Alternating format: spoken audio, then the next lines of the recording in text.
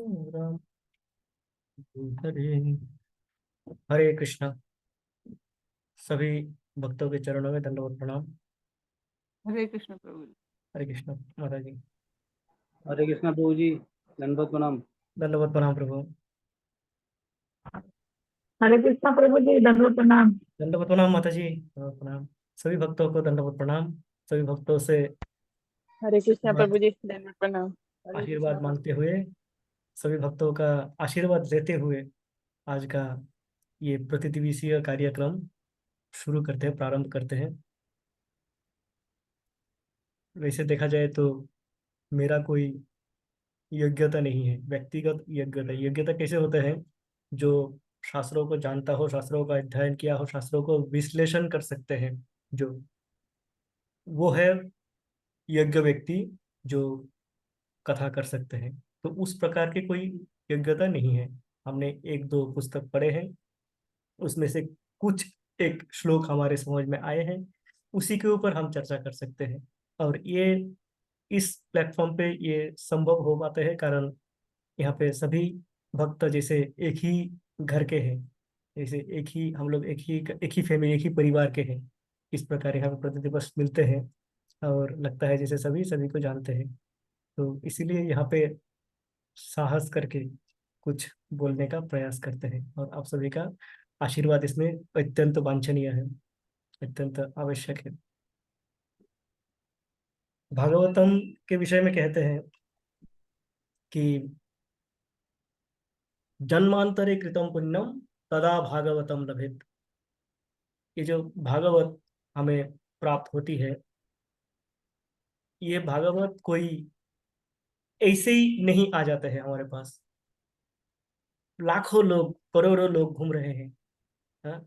विभिन्न कार्यों में, कोई धर्म के कार्यों में, कोई अधर्म के कार्यों में युक्त है।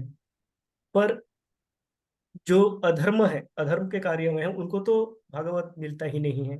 धर्म के कार्यों में युक्त व्यक्तियों को भी भागवत नहीं मिलता है।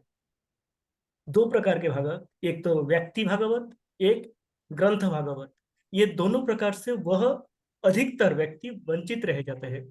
कारण क्या है? शास्त्र कहते हैं जन्मांतरे कृतम पुण्यम तदा भागवतम लभे। भागवतम कब लाभ होते हैं?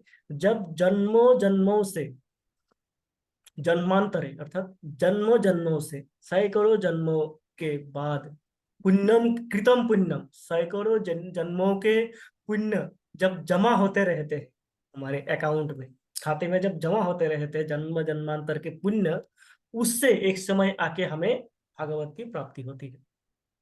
तो ये भागवत हम चाह के किसी को दे भी नहीं सकते, और वो यदि यज्ञ होगा, वो व्यक्ति यदि क्वालिफाइड होगा भागवतम के लिए, तो हम उससे रोक भी नहीं सकते भागवतम।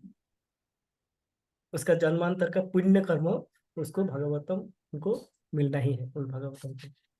तो यहाँ पे हमारे पास ऐसे इतना अत्यंत सुंदर एक अपॉर्चुनिटी है, जहाँ की हमें व्यक्ति भागवत हमारे गुरु वर्गों के रूप में, और ग्रंथ भागवत श्रीमद् भागवतम से प्रारंभ करके विभिन्न जो हमारे ग्रंथ हैं, शास्त्र है, श्रुति और स्मृति शास्त्र जितने हैं, ये सारे हमें प्राप्त हुई हैं यहाँ पे। और हमारा कार्य क्या है? ये पूर्व जन्म के पुण्य से प्राप्त हुई है ये अवसर, सबको प्राप्त नहीं होती है। अब जब ये प्राप्त हुई है, तो हमारा करणीय कार्य, हमारा कर्तव्य क्या है? हमें क्या करना चाहिए? हमें इस समय इसका सदुपयोग करना चाहिए, है? कि ये जो मिली है मुझे, इसको मैं अगले जन्म में, यदि अगले जन्म हो, उसको कैरी फॉरवर्ड कर पाऊं। जो इस जन्म में ही मुक्त होने का अधिकार रखते हो उनका तो कहना ही क्या। और जो आ, मुझ जैसे कनिष्ठ स्तर पे हैं, उनके लिए यह एक अत्यंत सुमधुर, सुवर्ण सुयोग है, अपॉर्चुनिटी है, गोल्डन अपॉर्चुनिटी, जिससे कि वो अपने इस आध्यात्मिक रास्ते में प्रगति कर सकते हैं, क्रमशः प्रगति कर सकते हैं। ये अपॉर्चुनिटी हमें मिली हुई है और हम यहाँ पे प्रति दिवस मिल पाते हैं, ये भी हमारा सौभाग्य ही है। कलियुग में जो आसानी से मिल जाती है, इस कली युग में जो सबसे आसानी से मिलते हैं वो है असाधु संग, कुसंग। ये आपको कहीं भी मिलेगा, गली चौराहे नुक्कड़ कहीं पे भी ऐसा संग मिलेगा जो कि कुसंग है, दोष। क्योंकि प्रभु जी प्राय कहते हैं एक श्लोक, कलेर दोष निधे राजन अस्ति ही एक महान गुण कीर्तनादेव कृष्णस्य मुक्त संग परम व्रजेत। कहते हैं कि कलेर दोष निधे राजन, सुखदेव गोस्वामी परीक्षित महाराज को कह रहे हैं कि ये जो कलियुग आने वाला है, ये कलियुग क्या है, दोष दोष निधे, दोष का निधि है, दोष का समंदर है, दोष से भरे पड़े हैं, त्रुटियों से भरे पड़े हैं, अमंगल कार्यों से भरे पड़े हैं, ये कलियुग है। इसमें यदि अच्छाइयां ढूंढे तो हमें लेंस लगा के ढूंढना पड़ेगा, बुराइयां ढूंढे तो भर भर के किलो के भाव मिलते रहेंगे हमें, है? वो कहते हैं कि कलेर दोष निधे राजन, ये दोष का समंदर है, दोष से भरे पड़े हैं, इसमें त्रुटियां ही त्रुटियां है? इसमें आपको पाप करने की प्रवृत्ति बढ़ाने के लिए जो जो इंग्रेडिएंट्स चाहिए होता है, जो जो सामग्रियां पाप करने के लिए चाहिए होता है, वो भरपूर मात्रा में आपके पास उपलब्ध है और अत्यंत सहजलभ्य है। उसके लिए आपको कोई कष्ट करने की आवश्यकता नहीं। 10 कदम चलिए रोड पे, आपको एक बार मिल जाएगा जहां पे आप नशा कर सकते हो।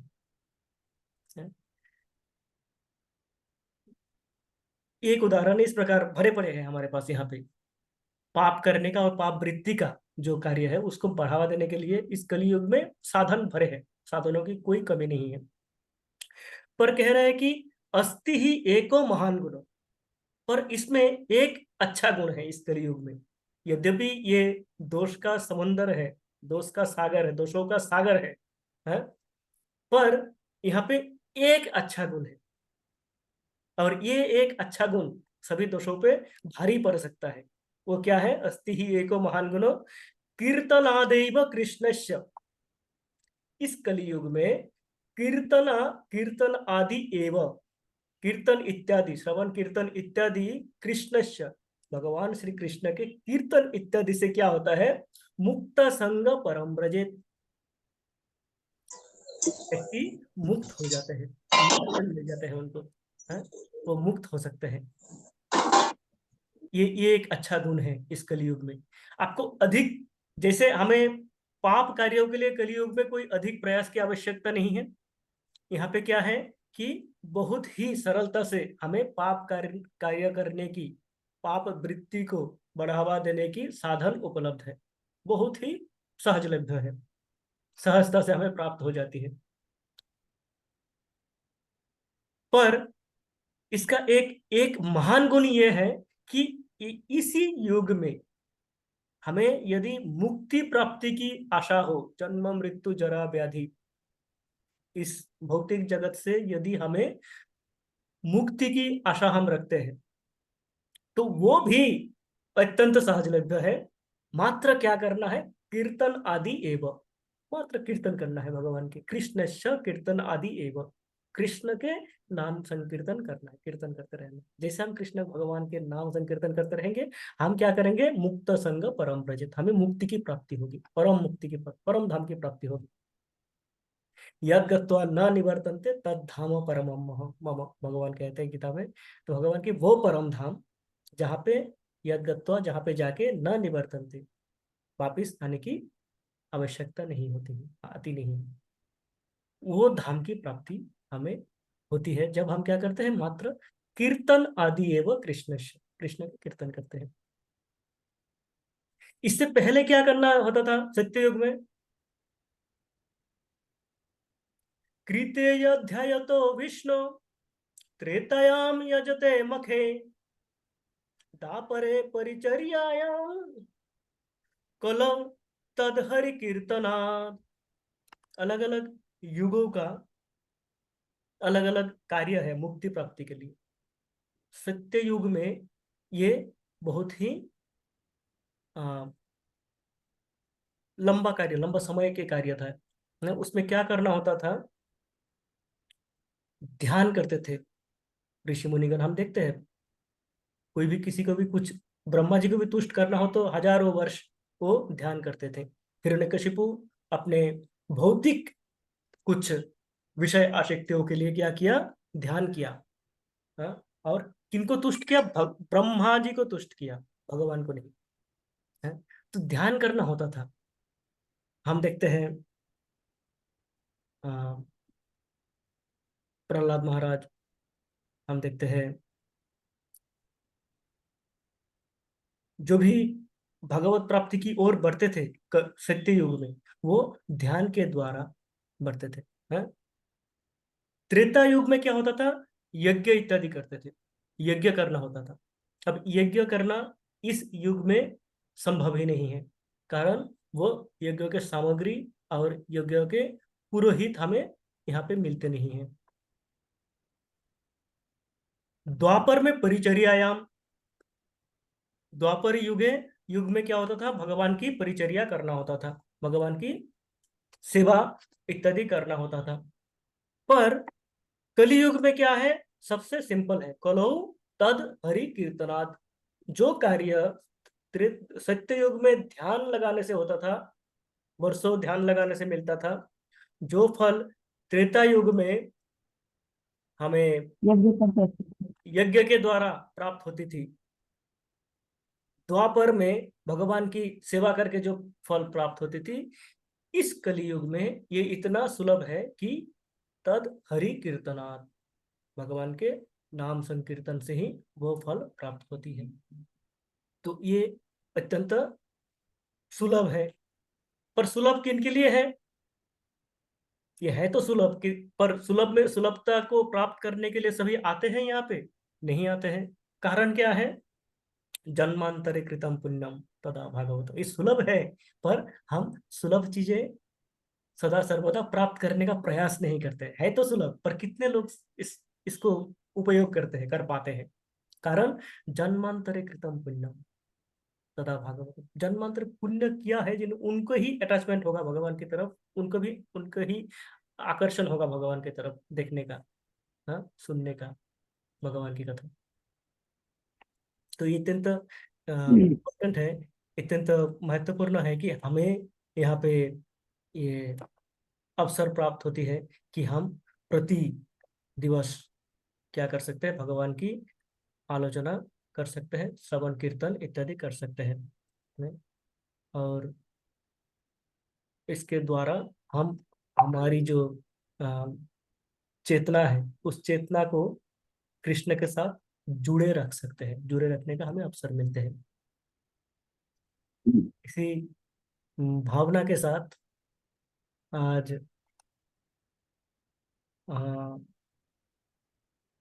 जो हमने पिछले सत्र में ईशोपनिषद के मंत्र क्रमांक 4 तक पढ़े थे, आज प्रयास करेंगे ईशोपनिषद के मंत्र क्रमांक 5 को, 5 से आगे जो भी हम आलोचना कर सके। ईशोपनिषद हम जानते हैं कि ये एक अन्यतम उपनिषद है। हमारे जो 108 उपनिषद है, उसमें से एक मुख्य उपनिषद है ईशोपनिषद, जहाँ पे भगवान के विषय में बताया गया है, भगवान के गुणावली, भगवान के स्वरूप के विषय में बताया गया है। तो इसी के साथ हम शुरू करते हैं।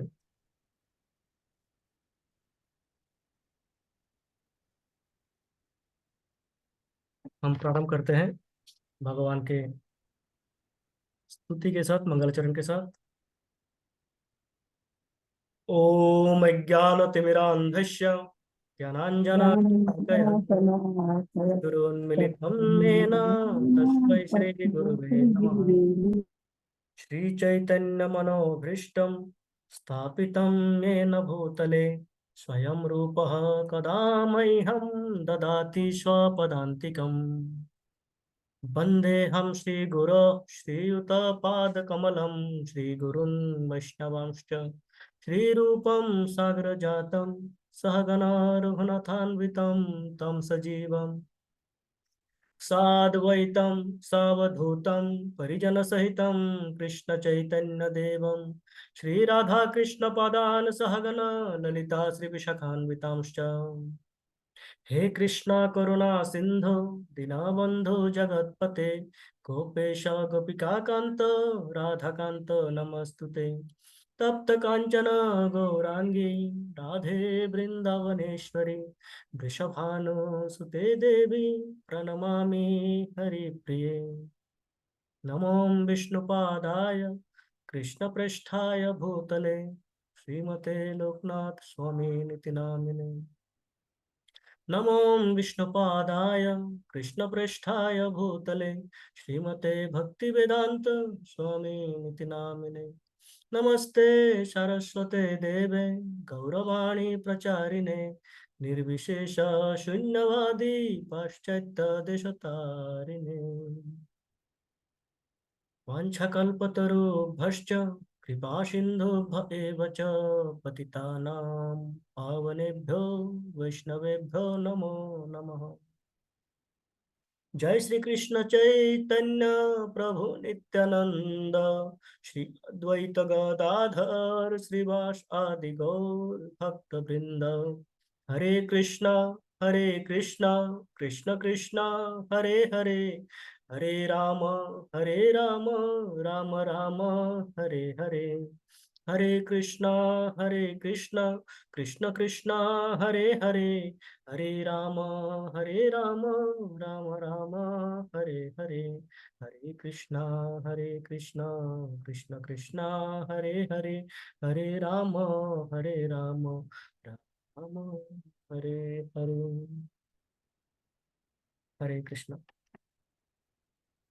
ईशोपनिषद के मंत्र क्रमांक 5। यदि ईशोपनिषद आपके पास है तो आप उसको देख सकते हैं, अन्यथा मैं यहाँ पे स्क्रीन में शेयर कर रहा हूँ उसका श्लोक, क्योंकि समझने में आसानी होगी।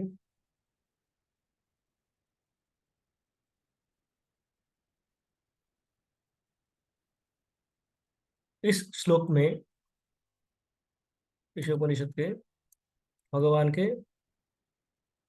जो अचिंत्य शक्ति है, उस अचिंत्य शक्ति की बात किया हुआ है, उसका विश्लेषण हुई है। भगवान की अचिंत्य शक्ति क्या है? श्लोक में कहते हैं,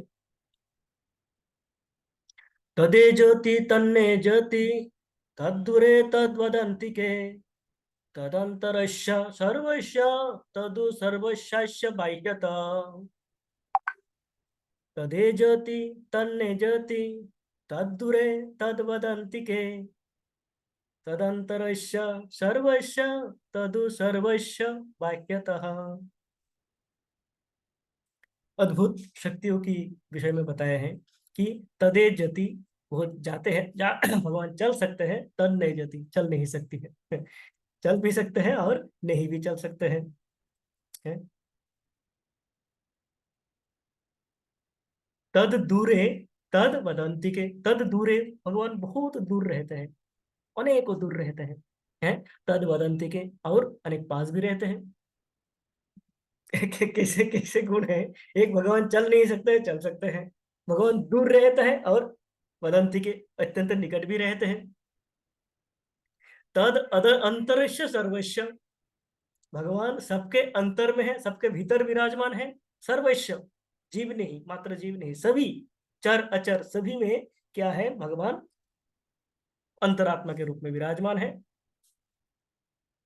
तद सर्वस्य बाह्यत, अंतर भी है, वो सबके बाहर भी है, उसी सभी के वो बाह्यत बाहर भी है। तो भगवान की ये अचिंत्य शक्ति है कि वो किस प्रकार से, हम कह सकते हैं कि भगवान चल सकते हैं, नहीं भी चल सकते हैं। भगवान पास रहते हैं, दूर रहते हैं, बहुत दूर रहते हैं और बहुत पास भी रहते हैं, बहुत ही निकट रहते हैं, अंदर भी है, बाहर भी है।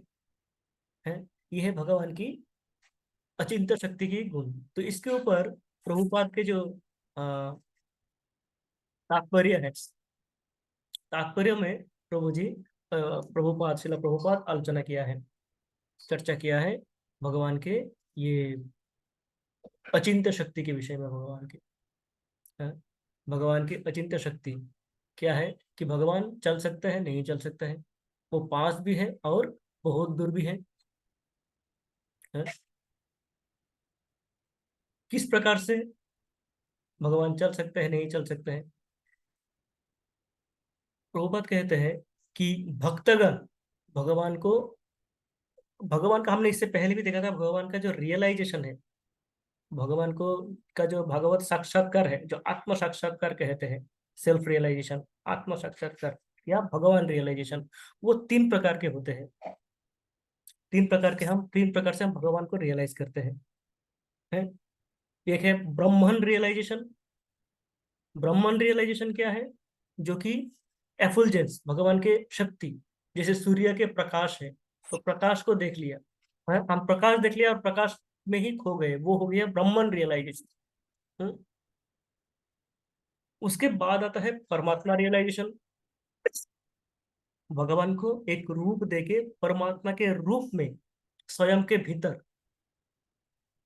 उनका साक्षात्कार, भागवत साक्षात्कार है, ये है परमात्मा रियलाइजेशन। इसमें क्या है? ये जो ब्रह्मन रियलाइजेशन है, ब्रह्मन रियलाइजेशन क्या है? ब्रह्मन का जो साक्षात्कार है, ब्रह्मन के हिसाब से भगवान को समझना, वो क्या है? ये बहुत ही एकदम बेसिक अंडरस्टैंडिंग है, निम्न स्तर के, एकदम फास्ट लेवल के अंडरस्टैंडिंग है भगवान के विषय में।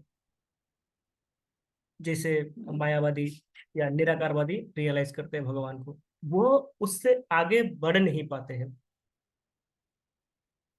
उसके बाद आता है परमात्मा रियलाइजेशन, जहां पे भगवान के अस्तित्व के विषय में ज्ञान होती है। ये ज्ञान होती है कि ये जो छठा है, यही भगवान नहीं है, भगवान उससे आगे भी है और उससे अधिक भी है? इससे हम भगवान का एक एक परमात्मा रियलाइजेशन होता है। और फाइनल रियलाइजेशन होता है भगवान रियलाइजेशन, भगवान को भगवान के हिसाब से, भगवत्ता के हिसाब से उसको, भगवान को समझना। उसमें क्या है? भगवान के नाम, रूप, गुण, लीला, धाम इत्यादि सब आ जाते हैं। सबको जब समझते हैं हम, सबको जब, भगवान को जब अनुभव कर सकते हैं, देख सकते हैं, छू सकते हैं, अपने हमारे इंद्रियों द्वारा हम जब भगवान को अनुभव कर सकते हैं, वो है भगवान रियलाइजेशन। कि ये भगवान, ये इनका ये रूप है, ये इस प्रकार से चलते हैं, इस प्रकार से बोलते हैं, ये बातें बोलते हैं वो है। ये है भगवान रियलाइजेशन। तीन प्रकार के रियलाइजेशन है? तो इसमें क्या होता है? ये जो ब्रह्मन रियलाइजेशन है, ये हो गया इम्पर्सनल रियलाइजेशन। इसको इम्पर्सनलिस्ट कहते हैं? निराकारवादी, एक निराकार रूप है, निराकार ब्रह्म है।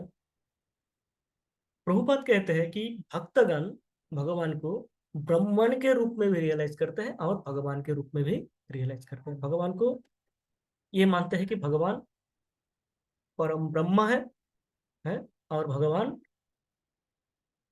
परम पुरुष, पूर्ण पुरुषोत्तम श्री भगवान भी है, वही है? पूर्ण पुरुषोत्तम, पुरुषों में उत्तम, अर्थात उनका एक पुरुष रूप है, उस उत्तम रूप में भगवान को स्मरण करते हैं या उनका साक्षात्कार होता है। अथवा भगवान के ब्रह्मन रूप, जो कि एक जस्ट एफुलजेंस है, वो रूप से भी उसको, भगवान को मानते हैं। तो इस प्रकार जब हम ब्रह्मन रियलाइजेशन करते हैं, तो भगवान चल नहीं सकते, क्योंकि ब्रह्मन तो निराकार है, उसको कोई आकार ही नहीं है, चलेंगे क्या, दौड़ेंगे क्या है? जैसे निराकारवादी लोग कहते हैं कि भगवान को कोई रूप नहीं है, तो जब भगवान का कोई रूप नहीं देते हैं, तो जिनका रूप नहीं है, जिनका कोई आकृति, कोई फॉर्म नहीं है, वह ना बोल पाएगा, ना सुन पाएगा, है? ना देख पाएगा, ना चल पाएगा। तो वो एक रियलाइजेशन है? और चल कब सकते हैं भगवान? जब हम भगवान को देखते हैं पूर्ण पुरुषोत्तम श्री कृष्ण, परम भगवान के रूप में देखते हैं, तो भगवान चल भी सकते हैं, दौड़ भी सकते हैं, और इतने आगे दौड़ सकते हैं कि उनको कोई छू नहीं सकते हैं। मुनि ऋषिगण तपस्या करते रह जाते हैं, उनको छू नहीं पाते, उनके पास भी नहीं पटक पाते हैं। जब तक भगवान अपनी कृपा ना करे, स्वयं ब्रह्मा भी भगवान के पास पहुंच नहीं पाते हैं। उनकी कृपा हो तो ध्रुव महाराज 6 महीना तपस्या करके भी उनको साक्षात दर्शन करते हैं, अपने अपने सामने साक्षात दर्शन कर पाते हैं 6 महीने में, भगवान की कृपा हो। नहीं हो तो जन्म जन्मांतर हम पार कर देंगे, भगवान की दर्शन नहीं हो पाएंगे हमारे। तो भगवान के पर हमारी दर्शन ना होने का ये तात्पर्य नहीं है कि भगवान का रूप नहीं है। भगवान का एक रूप है, एक आकृति है, एक फॉर्म है। भगवान सब कार्य करते हैं, जो शास्त्रों में बताया गया है वो सारे कार्य भगवान करते हैं। मैं देख नहीं पाता हूँ, इसका कारण क्या है? मेरे इंद्रियां अपूर्ण है। मेरे इंद्रियां अपूर्ण होने के कारण मैं भगवान को देख नहीं पाता हूँ। पर मैं देखा नहीं, इसका मतलब ये नहीं कि भगवान नहीं है। मैं मान लीजिए अमेरिका को भी गया नहीं हूँ, देखा नहीं हूँ, तो इसका अर्थ ये नहीं है कि अमेरिका नामक कोई देश प्रदेश नहीं है, एक कंट्री नहीं है, ऐसा नहीं है। वो है, मैं नहीं देखा हूँ, कारण मेरी अक्षमता है कि मैं वो देख नहीं पाया। पर उनका एग्जिस्टेंस में हम सवाल नहीं उठा सकते। तो प्रभुपाद बार बार ईशोपनिषद के प्रत्येक तात्पर्य में एक ही बात बोलते हैं कि भगवान निराकार नहीं है, भगवान का साकार रूप है। भगवान चलते हैं, भगवान बोलते हैं, भगवान हंसते हैं, भगवान गाते भी हैं, भगवान बांसुरी बजाते हैं, भगवान गाय चराते हैं। ये सारे कार्य भगवान करते हैं। तो भगवान का एक साकार रूप है, जो नहीं देख पाते हैं वो उनका अक्षमता है। मेरा यदि आंखें खराब हो तो मैं पास के सामने खड़े व्यक्ति को भी नहीं पहचान पाऊंगा, कारण मेरा दृष्टि स्पष्ट नहीं है। पर यदि मैं प्रॉपर एक चश्मा, ठीक ठाक पावर के चश्मा पहन लूं, तब क्या होगा? मैं देख पाऊंगा सामने जो खड़े हैं, उनको पहचान पाऊंगा। अच्छा आप हो, अब तो मुझे धुंधला दिख रहा था। तो ये धुंधलापन क्या है? ये हमारी इग्नोरेंस है, ये हमारी अज्ञानता है। हमारे अज्ञानता के कारण हम सामने खड़े भगवान को देख नहीं पाते हैं, और देख भी पाते हैं तो समझ नहीं पाते हैं। जैसे दुर्योधन के सामने भी कृष्ण खड़े थे, वो समझ ही नहीं पाए कि ये भगवान है। अर्जुन अर्जुन और दुर्योधन सभी के दोनों के समक्ष खड़े थे भगवान। दुर्योधन के लिए वो एक व्यक्ति था, साधारण व्यक्ति, और अर्जुन के लिए वो परम ब्रह्म परम धाम है, पवित्रम परमम भगवान। वो सरेंडर, अब स्वयं को आत्मसमर्पण कर देते हैं भगवान के सामने कि आप ही पवित्र, आप ही परम धाम हो, आप ही परम गति हो मेरे लिए, मैं जहाँ, मेरा गंतव्य स्थल आप हो। है? दुर्योधन क्या कहते हैं? आप साधारण व्यक्ति हो, आपको तो मैं बंदी बनाऊंगा। इतना अज्ञानता है। विश्वरूप उनको दिखाया, एक विश्वरूप युद्ध से पहले ही उनको दिखा दिया था। तत्पश्चात उनको ये ज्ञान नहीं हुआ कि ये भगवान है, तब भी उनको ये समझ में नहीं आया कि यही भगवान है। तो और क्या करेगा भगवान? है? तो इस प्रकार हमारा क्या होता है कि भगवान को हम, तो यद्यपि भगवान सामने खड़े हैं, पर दुर्योधन के लिए भगवान अत्यंत दूर है, अत्यंत बहुत दूर है भगवान, क्योंकि वो जानते नहीं है भगवान है, सामने खड़े फिर भी वो भगवान नहीं है। वो उनके लिए भगवान बहुत दूर है। पर अर्जुन के लिए भगवान नित्य संगी है, एकदम सामने है। तो उन उन जैसे कनिष्ठ अधिकारी, हमारे जैसे, मुझ जैसे लेवल पे जो है, स्तर पे, हम जानते हैं वैष्णव के स्तर, कनिष्ठ अधिकारी, मध्यम अधिकारी, उत्तम अधिकारी। तो प्रारंभ में जो भगवान की कथा कीर्तन करते हैं, भगवान में विश्वास रखते हैं, वो होता है कनिष्ठ अधिकारी की स्तर है। तो हम जैसे कनिष्ठ अधिकारी के स्तर में जो है, उनके लिए भगवान दूर है, कारण हम भगवान को अ, उस प्रकार से भगवत साक्षात्कार हमारे भीतर नहीं है। हम भगवान को देख के भी नहीं देख समझ पाएंगे। हम जानते हैं कि जो विग्रह है उस विग्रह में भगवान है। हमें ये ज्ञात है कि मंदिर में जाते हैं, मंदिर में जो प्रतिष्ठित विग्रह है उस विग्रह में भगवान है और हम भगवान को वहां पे जाके पूजा करते हैं। पर हम सभी में भगवान नहीं देख पाते हैं, जो कि मध्यम अधिकारी का स्तर है।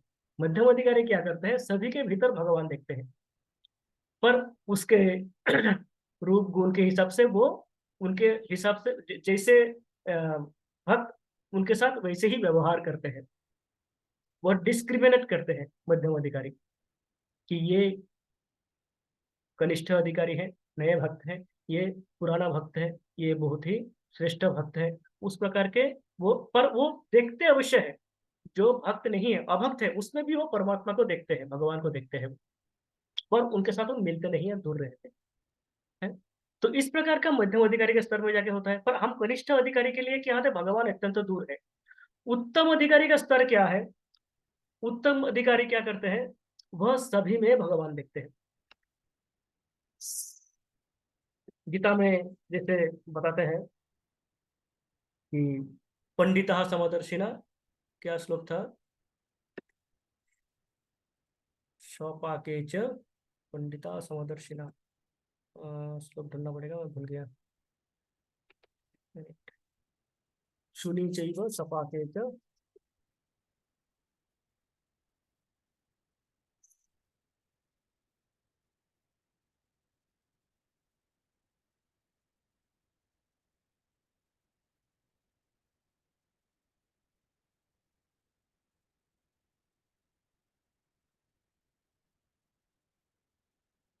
हाँ, ये श्लोक इसमें बताया है जो उत्तम अधिकारी के लक्षण है।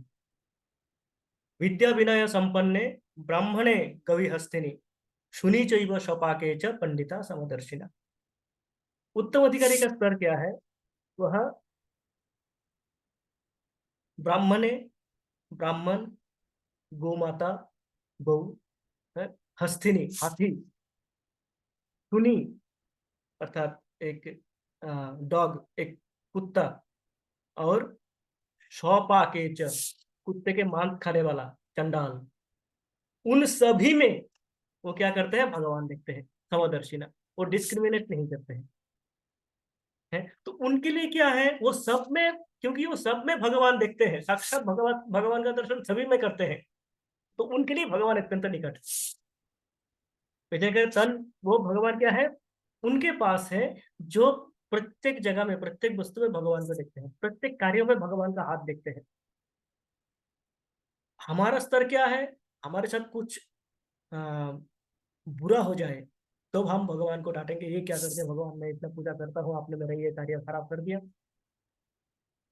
कुछ अच्छा हो जाता है तो हम खुशी मनाएंगे, मैंने कर दिया ये ये कार्य मैंने किया है?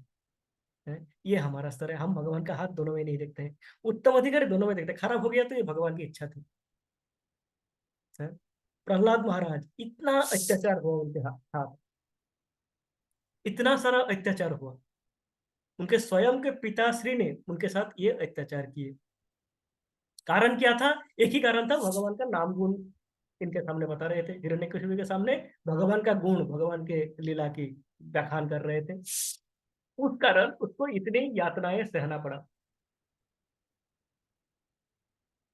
भागवतम में कहीं भी एक शब्द नहीं है जहां पे ये बताए, इसका वर्णन हुआ हो कि प्रहलाद महाराज कभी कंप्लेन किया, कभी प्रतिक्रिया दिखाया हो कि भगवान मेरे साथ ऐसा क्यों हो रहा है, मैं तो आपका नाम ले रहा हूँ, मैं तो कुछ नहीं कर रहा हूँ, आपका नाम लेने का इतना पनिशमेंट मुझे मिलना चाहिए, इतना शास्ति मुझे मिलने चाहिए, एक बार भी नहीं बताते हैं। ये है उत्तम अधिकारी का स्तर। वो जब पहाड़ के ऊपर से उनको फेंक दिया जाता है तब भी वो भगवान का हाथ देखते हैं उसमें। जब सांपों से काटने के लिए उनको एक सांप के, विषैले सांप के भरे हुए घर में बंद कर दिया जाता है, तब भी उसमें वो भगवान का हाथ देखते हैं। जब उसको आग में जलाने का प्रयास किया जाता है तब भी वो भगवान का हाथ देखते हैं। वो जानते हैं कृष्ण ही, यदि मुझे जलना है तो कृष्ण चाहता है कि मैं जलूं। उनके लिए क्या है, वो उत्तम अधिकारी के स्तर, उनके लिए कि भगवान सामने है, एकदम साक्षात भगवान सामने खड़े हैं। हिरण्यकशिपु ने पूछा क्या इस खंबे में है, वो खंबे की तरफ देखते हैं, भगवान देखते हैं, भगवान एकदम विराजमान वहां पे, देख पाते हैं वो वहां पे, देख पाते हैं भगवान को। भगवान कहते हैं उसको, बोलो हूं मैं। और प्रहलाद महाराज कहते हैं हाँ इसमें है, आप नहीं देख पा रहे, मैं तो देख रहा हूँ भगवान, साक्षात देख रहा हूँ, यहाँ पे भगवान है। तो उनके लिए भगवान अत्यंत निकट है, अत्यंत निकट है। पर हिरण्यकशिपु के लिए अत्यंत दूर है, बहुत दूर है। कहते हैं कि कोई यदि मन के गति से, प्रभुपाद तात्पर्य में लिखते हैं कि मन के गति से कोई यदि सैकड़ों वर्षों तक चलते रहे, तब भी भगवान के पास नहीं पहुंच पाएगा। मन की गति समझ रहे हैं आप? यदि मैं बोलूं न्यूयॉर्क, तो मैं न्यूयॉर्क पहुंच गया अभी, यह है मन की गति।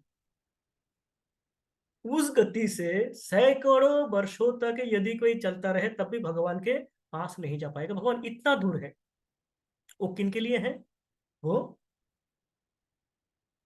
जो जिनका स्तर कनिष्ठ है, जो या जो अभक्त है, उनके लिए। पर परम भक्त के लिए सामने भगवान साक्षात दिखते हैं, शुद्ध भक्तों के लिए। तो भगवान क्या है? दूर भी है और पास भी है। चल सकता है, नहीं चल सकता, हमने बताया। चल सकता है कैसे? भगवान, भगवान का साकार रूप है, भगवान का लीला हम देखते हैं, भगवान चलते हैं। और नहीं चल सकता है कैसे? भगवान का ब्रह्मांड रूप है जहाँ पे भगवान क्या है, एक ज्योति के रूप में आप देखो, तो भगवान चल नहीं सकते हैं। तो इस अ, इसमें कहते हैं कि भगवान चल सकते हैं, नहीं चल सकते हैं। तो भगवान का ये अचिंत्य शक्ति है। जब हम अचिंत्य शक्ति की बात करते हैं, तब हमें समझना चाहिए कि अचिंत्य शक्ति मतलब अचिंत्य शक्ति हमारे लिए, हमारे चिंता के परे की शक्ति है वो। उस शक्ति को हम यदि हमारे इस भौतिक बुद्धि से उसका विश्लेषण करके समझने का प्रयास करेंगे, तो हम उसको समझ नहीं पाएंगे। इस भौतिक बुद्धि के द्वारा उसको समझा नहीं जा सकता। इसलिए कह रहे हैं कि ये अचिंत्य शक्ति, हमारी चिंता, हमारी कल्पना से परे की शक्ति है ये, है। तो इस प्रकार की भगवान की शक्ति, है?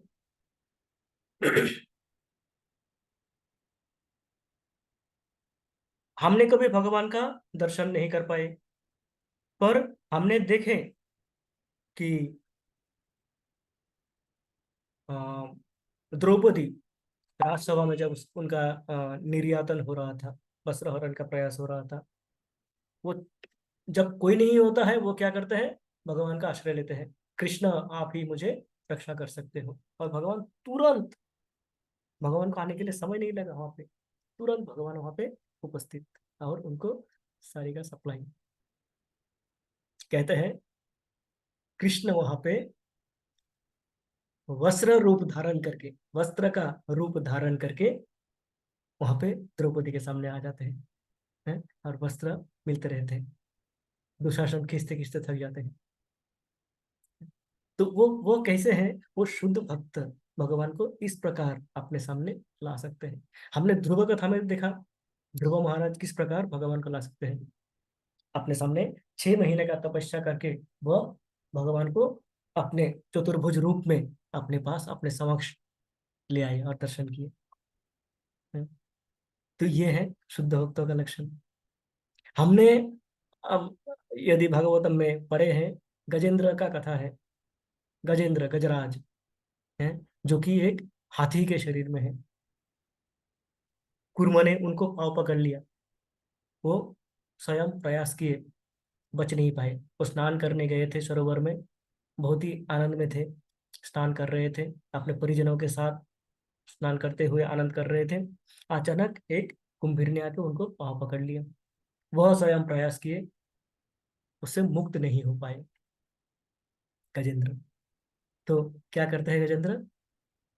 लास्ट में एकदम जब और कोई रास्ता उनके पास बचा नहीं है, देखा कि मुझसे और होगा नहीं, प्रयास भरपूर करते हैं, उसके बाद जब होगा नहीं, तब क्या करते हैं?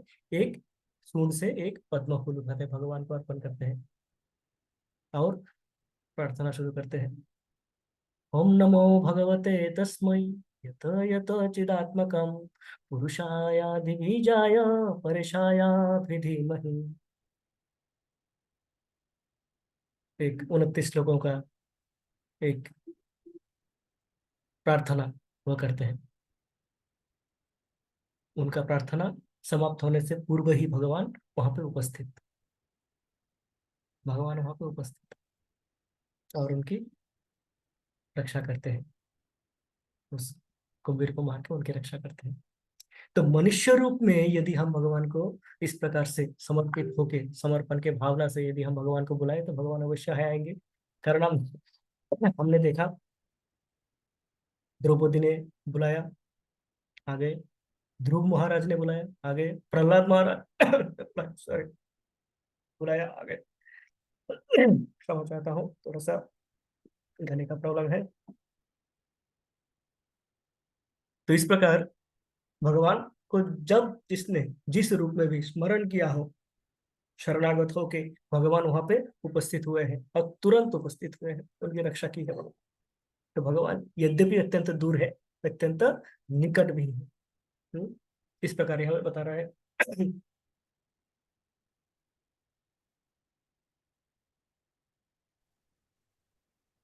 और जैसे बताया कि जो अभक्त है वो भगवान को सामने देख के भी नहीं पहचान पाते हैं, और ये भगवान ने स्वयं बताया है कि ऐसा होगा।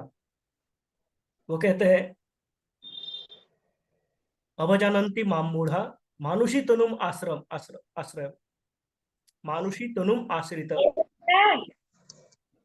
क्योंकि जब मैं हरे कृष्ण कृष्ण हरे हरे, हरे राम राम राम हरे हरे, हरे कृष्ण कृष्ण कृष्ण हरे हरे, हरे राम हरे हरे। जो कुछ कहना हो तो भी अनम्यूट कीजिएगा प्लीज। तो कहते हैं कि हम कहाँ थे, हाँ, कहते हैं कि अवजानन्ति माम मूढ़ा मानुषी तनुम आश्रितम परम भावम अजानतो मम भूत महेश्वरम।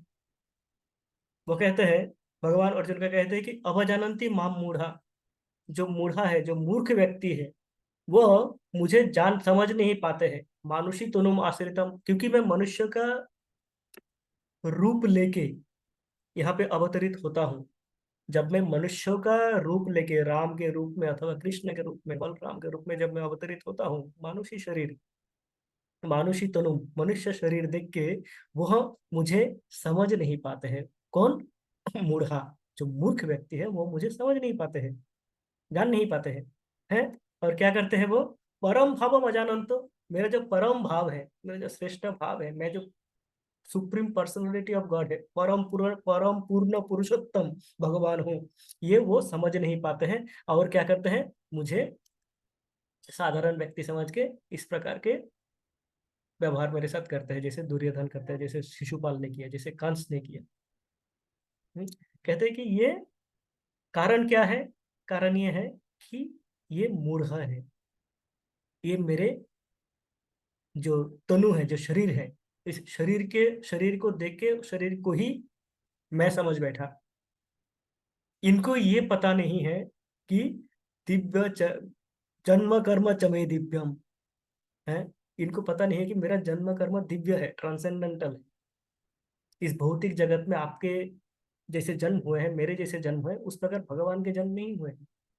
भगवान चतुर्भुज रूप में आविर्भूत हुए हैं। भगवान प्रथम आए वसुदेव के माइंड में, भगवान मन में, मन से वो स्थानांतरित हुए माता देवकी के गर्भ में। और जब आए तब कैसे हुआ? चतुर्भुज रूप में, शंख चक्र गदा पद्म हाथ में लिए, छोटा सा बालक। साधारणतः क्या होता है?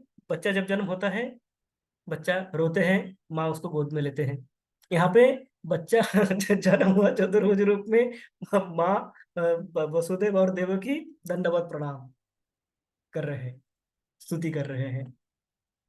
और वहीं पे गर्भगृह में भगवान माता देवकी के पूर्व 3 जन्म के कथा सुना देते हैं कि आप इस जन्म से पहले ये थे, उससे पहले ये थे, ये थे, और आपने यही ये कार्य किया था, जिस कारण मैं आपके पुत्र के रूप में आया हूँ। तो ये समझना पड़ेगा, जब हम कृष्ण की बात करते हैं तो हमें ये समझना पड़ेगा कि हम किसकी बात कर रहे हैं। ये जो 2 हाथ बांसुरी बजाने वाला, गैया चराने वाला हम देखते हैं ये कौन है? इसलिए हमें शास्त्रों की अध्ययन करना आवश्यक है। हमें समझना पड़ेगा कि ये पूर्णमदः पूर्णमिदं पूर्णात् पूर्णमुदच्यते पूर्णस्य पूर्णमादाय पूर्णमेव अवशिष्यते। ये पूर्ण है, पूर्ण पुरुषोत्तम है ये, है ये मुझ जैसे नहीं है, है मेरा कोई अधिकार नहीं है कि मैं उनका चर्चा करूं, मैं उनका नाम रूप गुण लीला इत्यादि का स्मरण करूं, कीर्तन करूं, श्रवण कीर्तन करूं, करके स्वयं को धन्य करूं। ये मेरा कार्य है मेरा कार्य है क्या, मुझे इनके धाम में जाना है, ना कि यहाँ पे बैठ के उनको गालियां देना है? तो दुर्योधन, शिशुपाल, कंस और उनके संगी साथिया क्या करते थे, वह अवजानंती, उनको जानते नहीं थे, समझ नहीं पाते थे। तो उनके लिए भगवान अत्यंत दूर है, अत्यंत दूर, मिलो दूर। मिलो मतलब हम काउंट नहीं कर सकते, असंख्य, जैसे बताया, मन की गति से सैकड़ों वर्षों तक चलते रहने से भी आसपास भी जा नहीं पाएंगे, इतना दूर है उनके लिए। और भक्तों के लिए एकदम सामने है। हम्म, तो ये हमें समझना पड़ेगा कि भगवान किस प्रकार यहाँ पे अवतरित होते हैं। पर जैसे मनुष्य के शरीर लेके, मनुष्य शरीर लेके भगवान अवतरित होते हैं, मनुष्य रूप नरवत लीलाएं करते हैं भगवान, पर वो भगवान ही है? वह दिव्य है, उनके शरीर दिव्य है, उनके कर्म दिव्य है, उनके लीलाएं दिव्य है।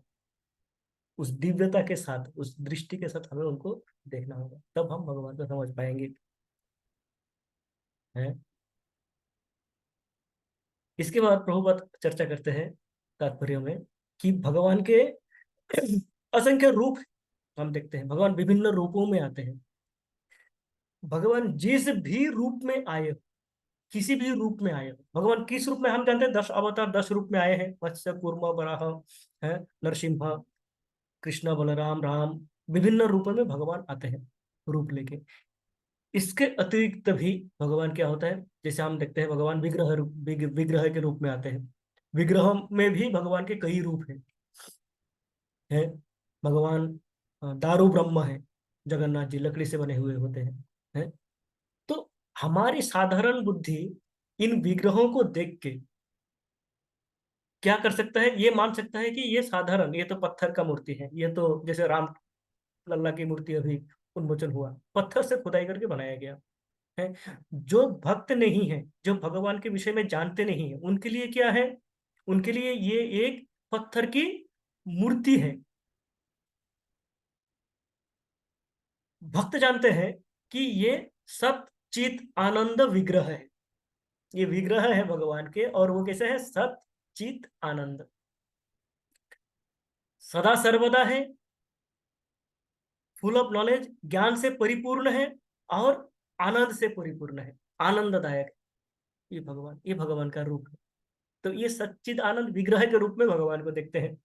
नहीं तो क्या कर सकते हैं, हमें लग सकता है कि ये तो सारे मूर्तियां हैं, कोई पित्तल के मूर्ति है, कोई पत्थर के मूर्ति है, कोई मिट्टी के बने हुए हैं, कोई लकड़ी के बने हुए हैं।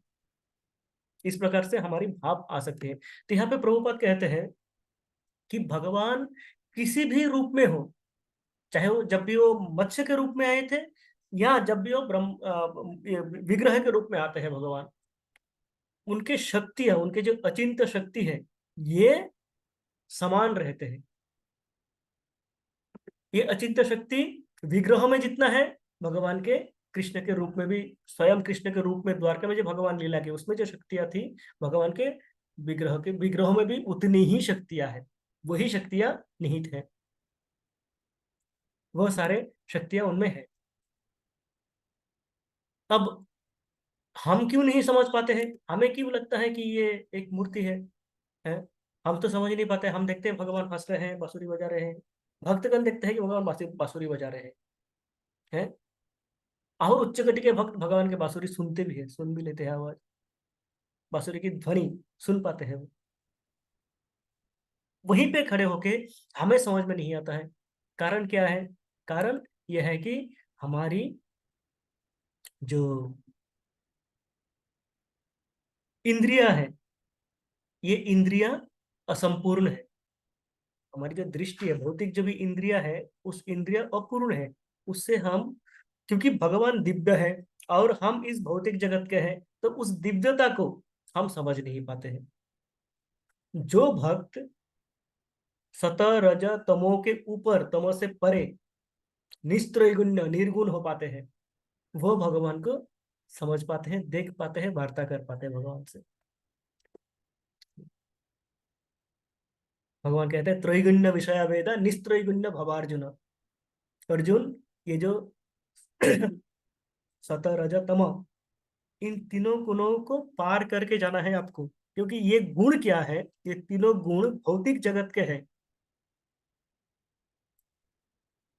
ये तीनों गुण भौतिक जगत को परिचालित करते हैं, संचालित करते हैं। तो इन तीनों गुणों के जब परे जा पाओगे, उनको पार करके जा पाओगे, आप तमोगुण में हो, तमो से रजो, रजो से सतो, सतो को भी जब आप पार कर जाओगे, तब आप ट्रांसेंडेंटल पोजीशन, दिव्यता को समझ पाओगे भगवान को, है उस दिव्य। और उसके लिए क्या होगा, हमें जो शुद्ध भक्त है वही उस अ, स्तर तक पहुंच पाते हैं। जो शुद्ध भक्ति में शुद्ध भक्ति है, वही उस स्तर तक पहुंच पाते हैं। शिला प्रभुपाद उस स्तर पे थे। उनके जो भक्तगण है, हमारे गुरु महाराज या उनके जो भ्राताएं हैं, वह उस स्तर पे है। आश्चर्य की बात है, अभी जब महाराज आए थे, महाराज की व्यास पूजा हुआ था यहाँ पे नोएडा में, महाराज व्हील चेयर में बैठे हुए थे, और कितने वर्षों से व्हील चेयर में बैठे हुए हैं। जय पताका स्वामी महाराज की बात कर रहा हूँ। क्या किसी भौतिक व्यक्ति के द्वारा ये संभव है कि वो व्हील चेयर में बैठ के समस्त पृथ्वी का भ्रमण करे और भगवान की कथा कहते रहे? हमारे तो उंगली कट जाता है तो हम भगवान को गालियां देने लगते थे, भगवान क्या कर दिया, मेरा उंगली कट दिया, मैं, आपने मेरा इतनी रक्षा नहीं की, इतना सेवा किया। मैं जय पताका स्वामी महाराज का जीवन पढ़ रहा था, प्रभुपाद के लीलामृत में ही है उनका कुछ घटनाएं हैं, कैसे वो जुड़े हुए थे उनके उसी समय से, है प्रारंभिक समय से वो जुड़े हुए थे, किस प्रकार से मायापुर में उन्होंने संघर्ष किया और मंदिर का निर्माण किया। जंगल में थे वो, है विदेश में इतने एफ्लुएंस से आए थे, अगर देखा जाए तो भौतिक एफ्लुएंस उनका था, धन संपदा की कमी नहीं थी। यहाँ पे आके मायापुर जैसे, जो कि अभी हम मायापुर जाते हैं तो हम समझ नहीं पाते हैं, 50 वर्ष पूर्व मायापुर जहाँ पे हम देखते हैं वो जंगल थे। वहां पे आते थे, कहते हैं कि वो रात को हाथ में बंदूक लेके गार्ड भी करते थे, क्योंकि सामान चोरियां हो जाती थी, चोरी हो जाती थी वहां से। तो इस प्रकार उन्होंने सेवा किया, 50 वर्ष निरंतर सेवा किया। करने के उपरांत उनका क्या हुआ, उनको ये पैरालिसिस आ गया। आते ही हम जैसे कनिष्ठ अधिकारी, कनिष्ठतम अधिकारी, मेरे तो बातें मत छोड़िए, हम क्या करते, ये ठीक नहीं है, इतना सेवा किया, इतने वर्ष बाद मुझे ये मिला, मुझे, मैं सेवा करने के बाद मुझे कैंसर मिला, सेवा करने के बाद मुझे ये पैरालिसिस मिला, ये हमारी भावना आएगी, मेरी भावना आएगी। कारण हमारी रियलाइजेशन नहीं है, हम भगवान को दूर ही देखते हैं, पास नहीं देख पाते हैं। वो वह उस स्तर पे है जहाँ पे हर वस्तु में, प्रत्येक कार्य में भगवान के हाथ देखते हैं वो। उनका जो ये पैरालिसिस अटैक आया, वो निश्चित रूप से ही भगवान का हाथ उसमें देखे, तभी वो भगवान के सेवा में और लीन हो गए, और लग गए। अमोघ लीला प्रभु, एक कथा में यूट्यूब में देख रहा था, अमोघ लीला प्रभु बता रहे थे एक व्यक्तिगत एक्सपीरियंस, कि एक बार वो मायापुर जाते हैं इस पैरालिसिस अटैक के बाद। महाराज के मायापुर जाते हैं, मायापुर जाते हैं, वो थोड़ा सा मन में दुखी रहते हैं। तो मायापुर में वृंदावन मायापुर परिक्रमा, मायापुर धाम परिक्रमा के समय, तो सभी भक्त निकल रहे हैं, वो अपना एक गुमसुम होकर एक जगह पे बैठे हुए थे अमोघ लीला प्रभु। थोड़ी देर बाद आके देखते हैं कि कोई उनके कंधे पे ऐसे हाथ देके बुला रहा है उनको, पीछे मुड़ के देखते हैं कि महाराज। तो बोलते हैं कि चलो, महाराज कहते हैं उसको चलो परिक्रमा में। वो कहते हैं नहीं, मेरा मन ठीक नहीं है, मैं जा नहीं पाऊंगा, मैं ठीक नहीं हूँ, अस्वस्थ हूँ। जय पता क्या स्वामी महाराज कहते हैं, क्या तुम मुझसे भी अस्वस्थ हो? मैं जा रहा हूँ। तो ये उनका साक्षात्कार है, भगवत साक्षात्कार। ये उत्तम अधिकारी के स्तर पे है। वह भगवान को प्रत्येक जगह, प्रत्येक वस्तु में भगवान को देख पाते हैं, उनके लिए भगवान अत्यंत पास है, अत्यंत निकट है। हमारे गुरु महाराज निरंतर प्राय कहते रहते, उसके ऊपर मैं मैं आपको क्या बताऊंगा कि 50 वर्ष से निरंतर सेवा में युक्त है। 75 ईयर्स में कोई इतना एक्टिव रह सकता है, ये भी मेरे लिए अचिंत्य है। हैं? मैं इसी एज में, हैं, 50 पार करते ही प्रायः अस्वस्थ रहता हूँ।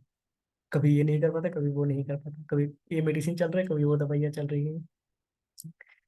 निरंतर सेवा, कभी ऐसा दिन नहीं हुआ कि महाराज उपस्थित नहीं है हमारे जपा सेशन 515 में। है। तो ये जो निरंतर सेवा करने की शक्ति, ये तब मिलती है जब भगवान रियलाइजेशन होते हैं, भगवान के साथ आत्म साक्षात्कार हो जाते हैं, तब वो ये कर पाते हैं। है? और हम, क्योंकि हम कर नहीं पाते हैं तो हम सोचते हैं भगवान है ही नहीं।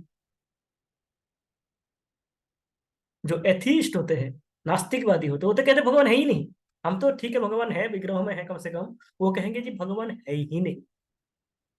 कारण वो अपने इंद्रिय तृप्ति में इस प्रकार से डूबे हुए हैं, उनको चारों तरफ तमस ही तमस है, अंधकार ही अंधकार है। वह भगवान को सामने खड़े होके भी रहेंगे भी तब भी देख नहीं पाएंगे भगवान को। और भगवान स्वयं गीता में बताते हैं कि मैं किस प्रकार से, क्योंकि सभी भगवान की कृपा से होनी है, तो भगवान कहते हैं कि ये यथा माम प्रपद्यन्ते ताम तथैव भजाम्यहम्, मम वर्तमान वर्तन्ते मनुष्य पार्थ सर्वशः। ये यथा माम प्रपद्यन्ते, जो मेरे पास जिस भावना से, जिस प्रकार से मेरे शरणागत होते हैं, ताम तथैव भजाम्यहम्, मैं उसी प्रकार उनको देता हूँ। जो मेरे पास जिस प्रकार से शरणागत होते हैं, जिस प्रकार मेरे शरण में आते हैं, मैं उसी प्रकार उनको फल देता हूँ।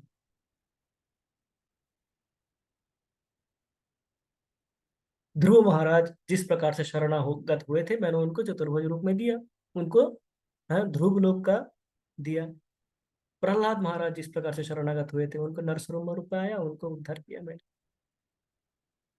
गजेंद्र जिस रूप से मेरा सेवा किया, मैं तुरंत आया, उसको उद्धार किया। ये नहीं देखा कि वो हाथी है, बोल नहीं पाता है, उसने स्तुति की, मैंने आके उद्धार किया उसको। दुर्योधन मेरे शरणागत हुए नहीं थे, वो नहीं चाहते थे मुझे, तो मैंने उसको कोई नहीं दिया। तो मेरे मेरे शरणागत जिस भावना से, जिस प्रकार से आप मेरे शरणागत होगे, उसी प्रोपोर्शन में मैं आपको दूंगा। तो हमारा कार्य क्या है, हम जैसों का कार्य क्या है, हम जैसों का कार्य है भगवान के शरण में आ जाना, भगवान के शरणागत हो जाना। हम्म, हमें कोई जो कहते हैं मेंटल कॉन्कोक्शन, मानसिक रूप से हमें कोई ऐसे कोई बहुत ज्यादा एनालिसिस नहीं करना है कि भगवान ये है, ये हो सकता है, वो हो सकता है, ये नहीं हो सकता, ऐसा होगा। हमारा कार्य है भगवान की सेवा करना, शरणागत हो जाओ और सेवा करो। बाकी बुद्धि भगवान दे देंगे, किस प्रकार भगवान का रियलाइजेशन करना है, किस प्रकार भगवान का साक्षात्कार होना है, ये भी भगवान दे देते हैं। ददामि बुद्धि अहम तम ये न माम उपयांति ते, मैं तुमको बुद्धि दूंगा अर्जुन। है, किस प्रकार से तुम मेरे पास आओगे उसका बुद्धि मैं दूंगा। तुम्हें चिंता करने की आवश्यकता नहीं है, तुम शरणागत हो जाओ, शरण में आ जाओ मेरे। तो हमने देखा आज के श्लोक में कि भगवान क्या है, चल सकता है, नहीं भी चल सकता है, किस प्रकार हमने देखा। भगवान अत्यंत निकट भी है, अत्यंत दूर भी है, ये भी किस प्रकार हमने देखा। भगवान सबके अंदर है और बाहर भी, सर्वत्र विराजमान है, सबके भीतर भगवान परमात्मा के रूप में आते हैं, और सभी के बाहर समस्त विश्व चराचर में भगवान है। जैसे एक उत्तम अधिकारी देख पाते हैं, सब में भगवान देखते हैं। सब, सभी कार्यों में, सभी अवस्था में भगवान को वो दर्शन करते हैं, तो सब जगह पे भगवान है और स्वयं के अंदर भी भगवान देखते हैं। तो इस प्रकार ईशोपनिषद हमें भगवान के विषय में बताते हैं अत्यंत गूढ़ तत्व। तो आज इसी समय भी हो गया। हाँ, आज इसी हमने श्लोक का चर्चा कर पाए। उसमें जितना पढ़ा, जितना समझ में आया, उतना आपको समझाने का प्रयास किया है। उसमें त्रुटियां अवश्य ही रही होगी, त्रुटियों के लिए क्षमा चाहता हूँ और आशीर्वाद चाहता हूँ कि इस त्रुटियों को मैं पार कर सकूं। वाञ्छाकल्पतरुभ्यश्च कृपा सिन्धुभ्य एव च पतितानां पावनेभ्यो वैष्णवेभ्यो नमो नमः। दंडवत प्रणाम प्रभु जी, दंडवत प्रणाम। दंडवत प्रणाम प्रभु। अनंत कोटि वैष्णव वृंद की जय। नंदे हरि हरि बोल। समय हो गया है। यद्यपि किसी को कुछ यदि कहना हो तो कह सकते हैं, नहीं तो हम आज के सत्र को यहीं पे समाप्त करते हैं। हरे कृष्णा प्रभु जी, दंडवत प्रणाम। दंडवत प्रणाम माता जी। प्रभु जी बहुत सुंदर सेशन था, बट मेरा आ, उसको तीन में जैसे जान पाते हैं, ब्रह्म, परमात्मा और भगवान। आपका प्रोनाउंसिएशन ब्राह्मण था, तो ब्राह्मण है या ब्रह्म है? ये है ब्राह्मण, न है लास्ट में। भगवान का रियलाइजेशन होता है ब्राह्मण, परमात्मा और आ, क्या कहते हैं उसको, भगवान रियलाइजेशन ब्राह्मण कहते हैं। अब जी आप देखेंगे शास्त्रों में ब्राह्मण कभी आत्मन को, आत्मा को भी ब्राह्मण बोला जाता है। पर यहाँ पे जब हम रियलाइज भगवान के रियलाइजेशन की बात करते हैं, भगवान के साक्षात्कार की बात करते हैं, तो ब्राह्मण होता है भगवान के एफुलजेंस, भगवान के छटा, भगवान की किरणें, उज्जवल किरणें, तेज, भगवान की जो तेज है वो है ब्राह्मण। हम्म, भगवान को ब्रह्म कहा जाता है, जैसे ये अर्जुन ने बताया उस श्लोक में, परम ब्रह्म परम धाम पवित्रम परमम भगवान। हाँ, ब्रह्म है, इस प्रकार कहा जा सकता है। तो ये, पर इस कंटेक्स्ट में, आज के कंटेक्स्ट में ये ब्राह्मण है, ना है लास्ट में। Okay Prabhu ji, thank you Prabhu, thank Hare Krishna. और किसी को कुछ? ठीक है, तो यहीं पे हम समाप्त करते हैं। धन्यवाद सभी का। हरे कृष्ण।